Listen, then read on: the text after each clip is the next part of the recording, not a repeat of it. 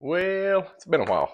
Um, Last video I put out, I was cutting the 67 bedsides down. I got both of those cut down. If you've not watched them, if you want to see how I cut them down, um, fixing to get it ready, cut the bed floor down. But first, we're getting back on the 83. There's my helper cleaning my truck out. And I'll tell you why she's cleaning it out in a minute. She says it's too dirty to drive. She and I just got back from the beach. Took us a little trip down, spent some time in the sand and the sun. And the day we was leaving, her 2020 Tahoe transmission came out of it.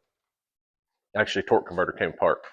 I swear I've had the 6L80 Blues, and when she bought that, I wanted her to get that instead of the new 2021 model with the 8-speed because it was a new first-year model, and I don't like the independent rear suspension. I wanted the 2020 because it was made like a truck. At the time, I'd had no trouble out of the 6L80 in that truck. Right after she bought the 2020 model, my torque converter came apart in my 2011. So I took it. There's a dealership, not the one in my town, next town over. Super, super great people to deal with, small, family owned. And he gave me one heck of a deal on a new GM 6L80 with a new torque converter. I got everything put in that with a rear main seal on the engine, everything for a little over $4,000. Yeah, that was a lot of money, but you can't beat that. That truck had over 200,000 when the 6L80, the torque converter, came out of it. He said the transmission was still good, but once they start pumping that clutch material out of the torque converter through it, I don't want to take a chance, because a torque converter was going to be a couple $1,000. So why spend that anyway? Torque converter came out of her 2020 Tahoe. Just rolled 100,000 miles. Took it to the dealership. Luckily, it went out the day before we were leaving. And luckily, we didn't get all the way to the beach and it come out. Anyway, we're getting back on the 83. She and I was driving this a couple hours away, October 3rd and 4th. C10 Nationals. We're only going to get to go down on the Friday, the 3rd. So if you're down, stop and look at the truck, say hi, whatever. But we're going to drive it all the way down there, a little over 2 hours one way. So hopefully it makes it. But anyway, we're wanting to get the outside completed on it. So I'm going to get her in a minute. We're going to turn in, get the body molding on. I'll show you how I put it on. A pretty simple job. One thing I am going to do, I kind of hate to, but I'm going to clean it real good after. I've never buffed the truck. I got some polishing compound and probably going to use a medium pad and just go over from the body line down and hit all of it a little bit, get it cleaned up. Then I'm going to go over it with alcohol real good, wipe it all down, try to get all the residue back off of it, and get the body molding on, fender emblems on. As you can see, I've done started putting the wheel well molding on. But anyway, this is going to be my daily driver for a week or two till they get her Tahoe fixed. So she's driving my truck. When I clean it, it gets cleaned about once a year. So it only gets cleaned about once a year. So that's the reason she's cleaning it. Still looks good inside whenever you get it cleaned up. Anyway, I'm going to turn in and get started. Well, I decided not to buff it. I got my buffer out, got a pad out. But, the truck don't really need it. If I ever need any on it, I can buff up to the trim. I just don't want to get any compound on there, take a chance on letting this molding peel off. I hate seeing that stuff when it starts turning loose. Kind of one reason I'm kind of leery about putting it on it. But we're going to try it. I'm going to put it on there and try it. So I'm going to show you how I line it up. I just stopped at the Dollar General earlier.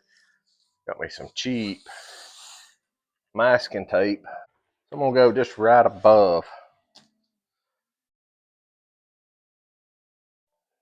the front marker light. Get that peeled off. The way my luck's been going, I ain't even going to say it. So I went just right above it. Not far. Maybe 1/8 of an inch. maybe an eighth. Maybe. What I'm gonna do, run it out the whole length of the truck, pull it pretty tight, and come down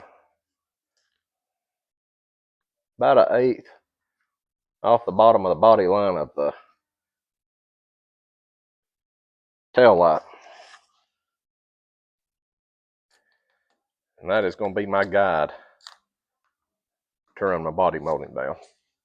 So I'm going to get me some alcohol wipes, get it cleaned up a little bit. I think the wipes actually we're going to unroll a section. So I may cut a section of the door.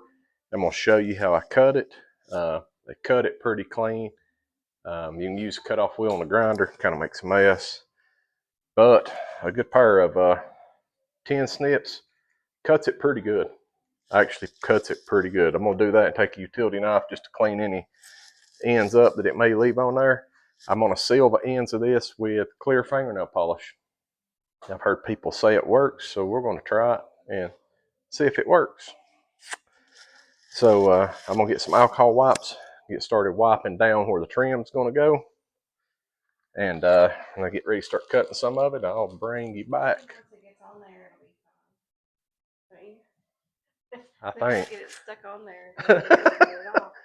there. I kind of just cut a section for the front fender trim here. We're trying to debate on whether or not to even put it on. I think I really like it. She's not for sure that she likes it, but I think it's going to look pretty good on it. You know what? We're going to go with it. We're going to put it on. If I ever have to take it off, I've got some of the 3M adhesive remover wheels. I can take some fishing line in that and get it off pretty easy. So yeah, we're gonna go with it. But like I said, I decided not to buff nothing. No need. I don't want to worry about getting buffing compound in there. So this trim kind of has a top and a bottom. I don't know if you can see it on the camera. It has more of a taper on this side and a bigger, flatter bottom on this side. Make sure you get it turned up the right way. You'll notice the wider, kind of looks wider at the top than what the bottom does. All right, I'm gonna get started, get this one cut, show you how I cut it, and seal it up. All right, so I'm gonna hold this up there. My first cut, I just kind of cut it close, trim to fit. My first cut, I am going to cut this angle to kind of match the angle of the fender well. And I'm gonna just put me a little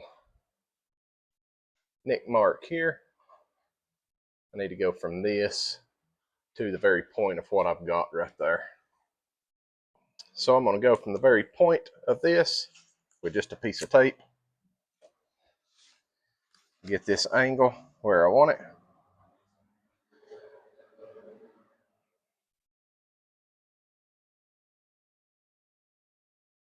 Cut along that tape line.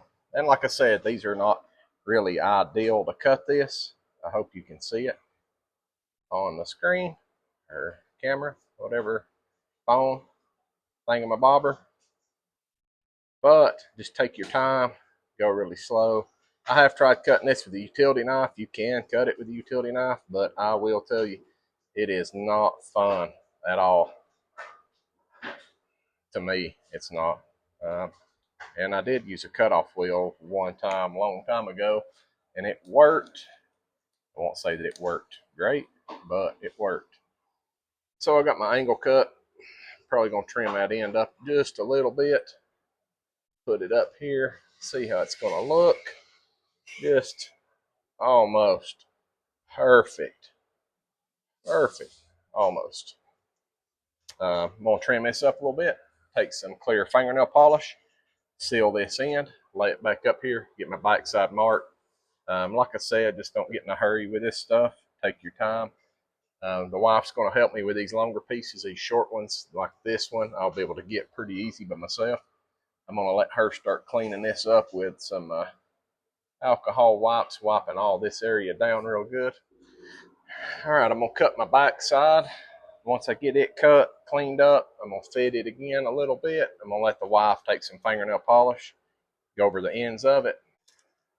All right, this is one of the key things. The wife's got the piece of trim and is going over it with the ends where I cut it with a fingernail polish, just some clear. I hope that works. I've never used that, but I've heard people talk about that that's an option.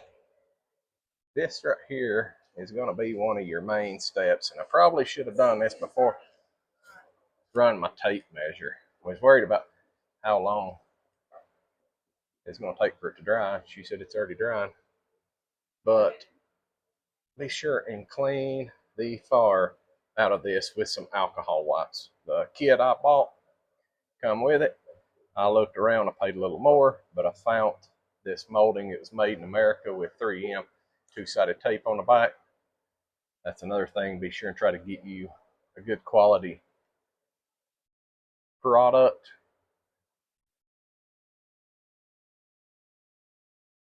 You don't want this stuff to start rolling off, peeling back. It looks awful once it starts coming loose. All right. So, all right. So what I'm going to do is peel the top one first. Get it lined up to my tape. Press it on. I am going to get the bottom one started. Also, have it peeled out. Come on. Why you do me that way? And we are going to get it started up here about where I want it. What I'm doing is lining the very top of that trim up with the tape.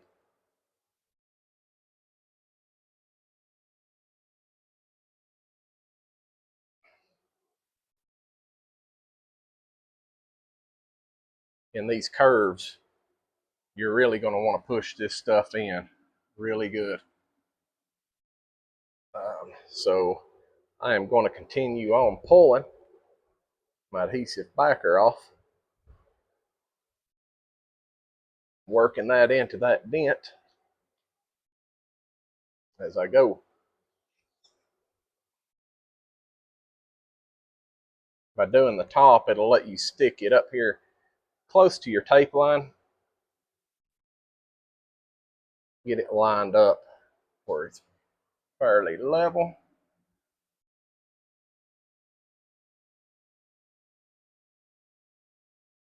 And then I'm going to pull the bottom one off, stick the bottom down just like I did the top.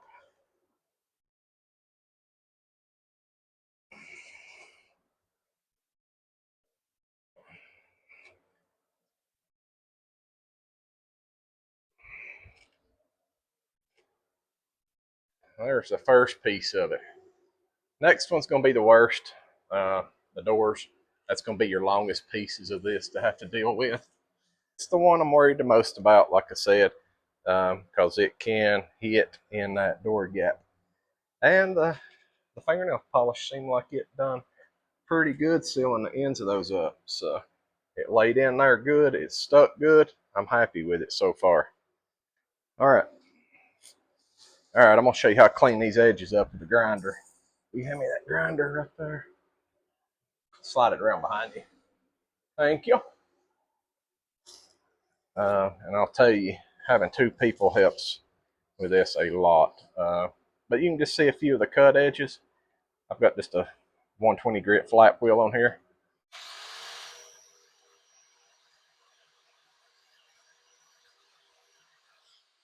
Will smooth it up.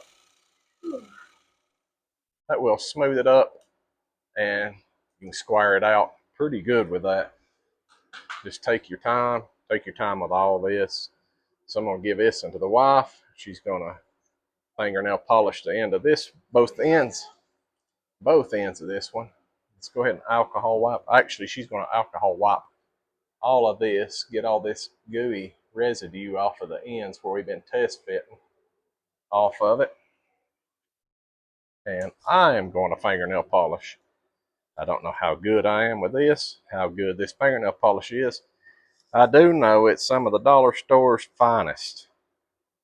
Sally Hansen. Sally, this is Sally's. Hansen. Sally Hansen.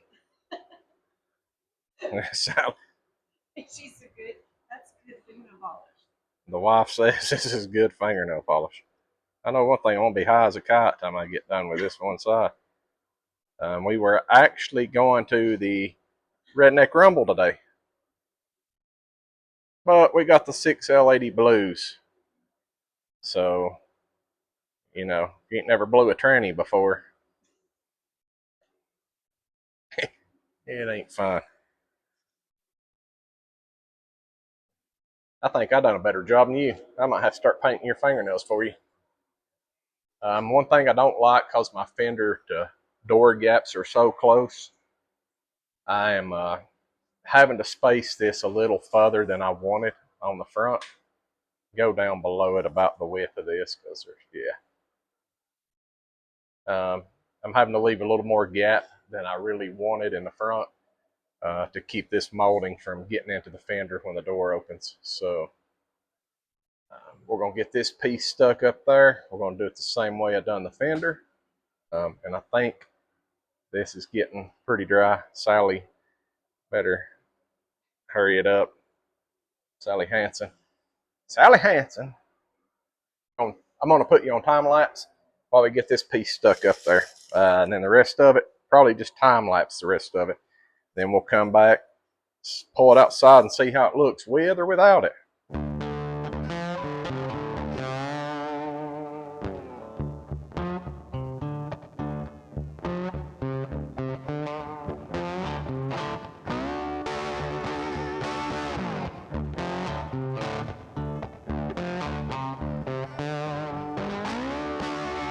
Well, I usually don't pull the tape off, but since I stuck it to the door and cut it where we could get an idea of where we needed to go, before we went any further, I wanted to make sure I liked it.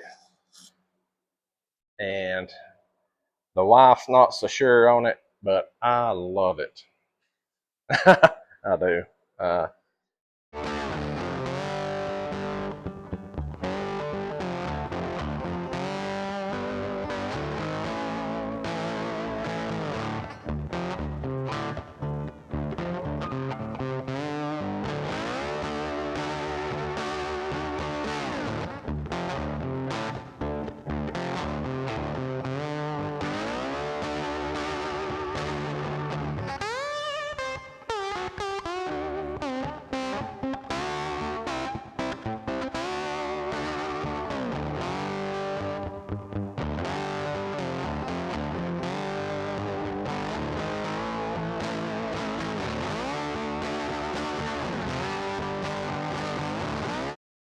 As tight as I could get them.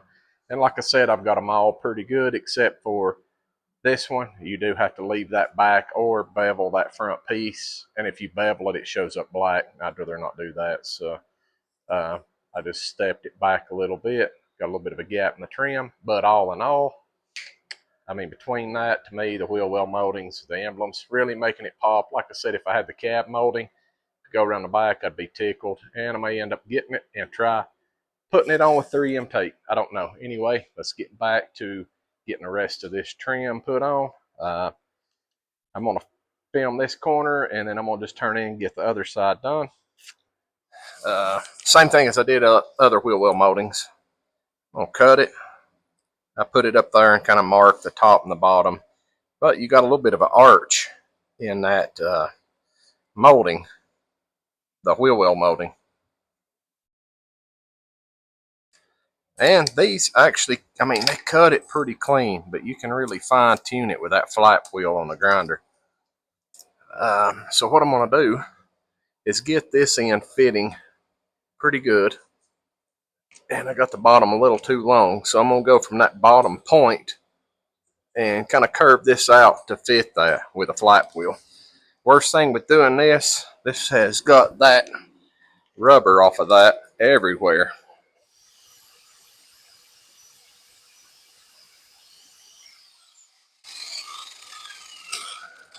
Remember, safety third.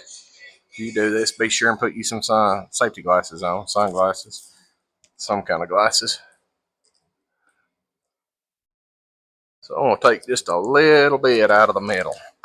Grinding this with the blade turning down, not up against the chrome. So kind of a little thing to remember. All right, I'm liking it a lot. So I'm gonna have my dang good looking helper here hold this side about right there, if you don't care. You got it?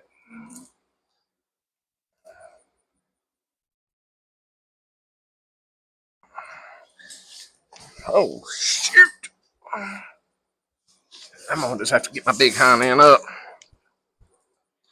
mark the back where I want to cut it. Okay, thank you. And I'm gonna just square it off, cut it, and then I've got a lot of cleanup to do right here. I've got that residue off of that everywhere, and I don't want it between my 3M tape and my body anywhere. All right, this is the one I'm worried about, and I know people do it because I've seen people do it, but I've never done it on one and wrapped it around the corners. And I don't know how I'm going to do it to keep it from just kicking up. Maybe I can. Maybe I can. I don't know. We're going to try. We're just going to start. I'm going to peel and stick to about this point, top and bottom, and to about the tail light. And then we'll kind of work the top on around, come back through and work the bottom around. And hopefully we can get it to where it doesn't, because this lays in when it comes around the corner, it's going to want to kick that trim up. Somebody has scuffed my tail light. Tell you what, dang, and this has took longer than I expected. I've been pretty tedious with it, taking my time. Want it to look right. I hate looking at one of these and seeing the trim all up, down, cattywampus. Body panels not lined up.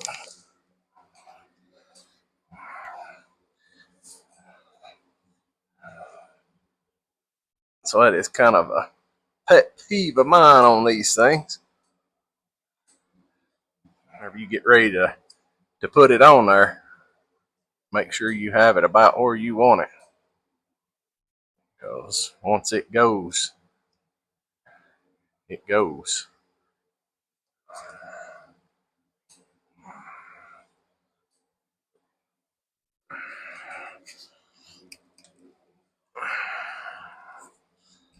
I'm going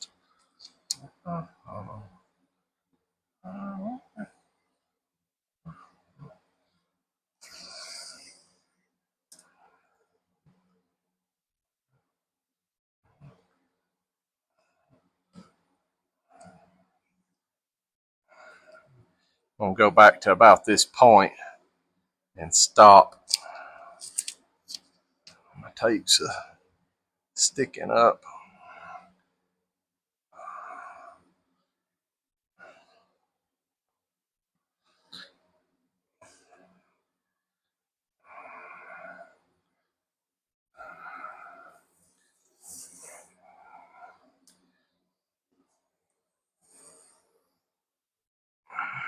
All right, now we're back to the tail light.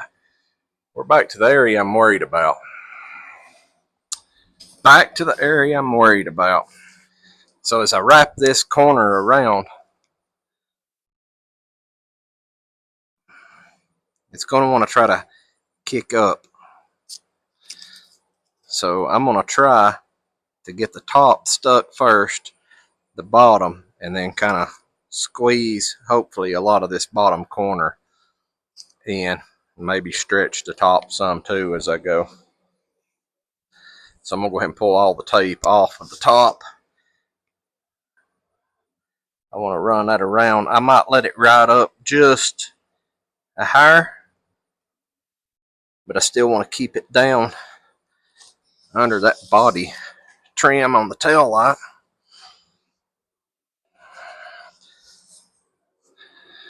We're going to we're going to try this. I hope it works. And I'm going to pull the bottom out and try to, hopefully this stuff sticks good enough. That actually worked out all right, better than I thought. You can tell it kicks up just a little, but once I get the tailgate trim on, it's not going to be that noticeable. And there it is. The wife said it looks too fancy now, too high class. All the body molding on it, it's everything that is going to be on it that I'm going to put on it for now. I do want to get the cab molding for it sometime, but I think I'm kind of digging it. At first I wouldn't, but I think I mean, honestly, it may look like a completely different truck. Uh, but that's going to be it for this video. Be sure and hang around. I'm going to get started back on the 67. The bed floor cut down.